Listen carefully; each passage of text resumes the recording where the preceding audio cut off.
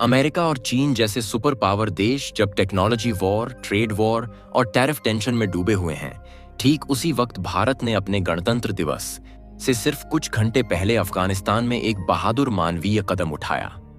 पूरी दुनिया जब आर्थिक और राजनीतिक तनाव से सांस रोककर खड़ी है, तब भारत ने एक ही रात में काबुल को जीवनदायी संजीवनी पहुंचा दी।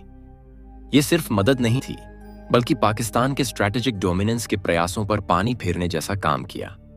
22 जनवरी 2026 की रात को भारत ने 7.5 tonne made in India cancer दवाइयां अफगानिस्तान के मिनिस्ट्री ऑफ पब्लिक हेल्थ को सौंपी, जिनमें 18 तरह की एंटी कैंसर दवाइयां शामिल थीं। ये दवाइयां उन कैंसर मरीजों की जान बचाने के लिए भेजी गईं जिन्हें तुरंत इलाज की जरूरत थी, और ये अफगानिस्तान में दवाइयों की भारी कमी को दूर करने में अहम भूमिका निभाएंगी।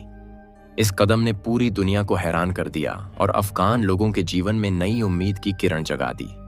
ये कोई मिसाइल टेस्ट या सर्जिकल स्ट्राइक जैसी सैन्य कार्रवाई नहीं थी। ये भारत के असली साहस और मानवता का प्रतिबिंब है। दुनिया के देश जब अफगानिस्तान को दूर रख रहे थे, वहां के लोग खाने दवाइयों के लिए संघर्ष कर रहे थे, तब भारत ने वहां प्लेन उतारकर मदद पहुंचाई। यही असली लीडरशिप है। एक गोली भी चलाए बिना काबुल के लोगों के दिलों में जगह बना ली भारत ने।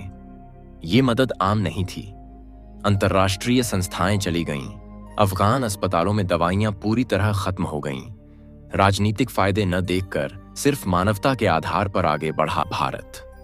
पाकिस्तान खुद को अफगानिस्तान का बड़ा दोस्त बताता है, लेकिन एक गोली भी नहीं दे पाया। ऐसी हालत में भारत ने टन टन महंगी दवाइयां मुफ्त भेजीं। अब काबुल की गलियों में हिंदुस्तान का नाम गूंज रहा है।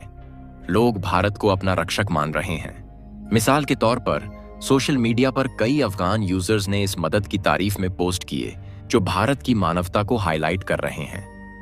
ये कदम भारत के सॉफ्ट पावर का एक उदाहरण है। न्यूक्लियर बम या मिलिट्री पावर से ज्यादा असर डालता है ये।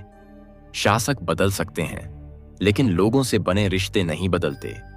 यही संदेश दे रहा है ये दवाइयां सिर्फ दवाइयां नहीं, भारत के भरोसे और विश्वास की निशानी है। अंतर्राष्ट्रीय संस्थाएं अफगानिस्तान छोड़कर चली गईं, तब भारत हनुमान की तरह संजीवनी लेकर आया और लोगों की जान बचाई। ये 7.5 टन का पैकेट सिर्फ दवाइयां नहीं, हर पैकेट में भारत का भरोसा पूरा पैक है। अफगानिस्तान की हेल्थ सर्विसेज पर प्रेशर बहुत बढ़ गया था, इसी वजह से ये मदद भेजी गई। अंतर्राष्ट्रीय संस्थाएं वहां से चली गईं, फंडिंग पूरी तरह बंद हो गई। ऐसे वक्त में भारत ने हनुमान की तरह संजीवनी बूटी लाकर लोगों को बचा लिया। तुम्हें याद होगा, पहले भी भारत ने गेहूं भेजा था जब वहां लोग भूख से मर रहे थे। अब दवाइयों से उनके घावों पर मरहम लगा रहा है। यही वो भारत है जिसे दुनिया फार्मेसी ऑफ द वर्ल्ड कहती है। कोरोना के समय दुनिया को वैक्सीन दी, और अब 2026 में अपने सबसे मुश्किल पड़ोसी देश में जीवन की लौ चला रहा है। इसे असली देशभक्ति कह सकते हैं, जो सिर्फ बॉर्डर पर नहीं, मानवता के मैदान में भी जीतती है। लेकिन दोस्तों, ये मदद अचानक आसमान से नहीं गिरी। इसके पीछे भारत एक गहरी और स्थिर स्ट्रैटेजी चला रहा है। पिछले महीने यानी दिसंबर 25, 2025 में एक बहुत अहम मीटिंग हुई थी, जो मीडिया में ज्यादा चर्चा में नहीं आई, लेकिन अब उसका असर साफ दिख रहा है। अफगानिस्तान के पब्लिक हेल्थ मिनिस्टर मौलवी नूर जलाल जलाली और भारत के आयुष मंत्रालय के राज्य मंत्री प्रताप राव जाधव एक ही टेबल पर बैठे थे। हाँ, एक तरफ काबुल की सख्ती के लिए मशहूर लोग, दूसरी तरफ भारत के मंत्री। ये मीटिंग वर्ल्ड हेल्थ ऑर्गेनाइजेशन के दूसरे ग्लोबल समिट के दौरान हुई। यहां ट्रेडिशनल मेडिसिन, आयुर्वेद, यूनानी और होम्योपैथी पर चर्चा हुई। काबुल के मंत्री ने कहा कि हमें भारत से आयुर्वेद और यूनानी दवाइयां चाहिए। आयुष मंत्रालय के मुताबिक दोनों देश शिक्षा, रिसर्च और हेल्थ सर्विसेज में सहयोग बढ़ाने पर सहमत हुए। उसी ट्रिप में हमारे केंद्रीय हेल्थ मिनिस्टर जेपी नड्डा ने भी उस अफगान मंत्री जलाली से मुलाकात की। वहां कैंसर दवाइयों और वैक्सीन के लिए एक टेक्निकल एग्रीमेंट हुआ। ये 22 जनवरी की दवाइयों की खेप उसी एग्रीमेंट को लागू करने जैसी थी। इसे हम डिप्लोमेसी कहते हैं। भारत को अच्छे से पता है कि गोलियों का जवाब गोली से देने पर युद्ध होता है, लेकिन दवा देने पर सामने वाला अपना हो जाता है। भारत के मंत्री और काबुल के मंत्री ने हाथ मिलाया तो पाकिस्तान के पेट में आग लगना लाजमी है।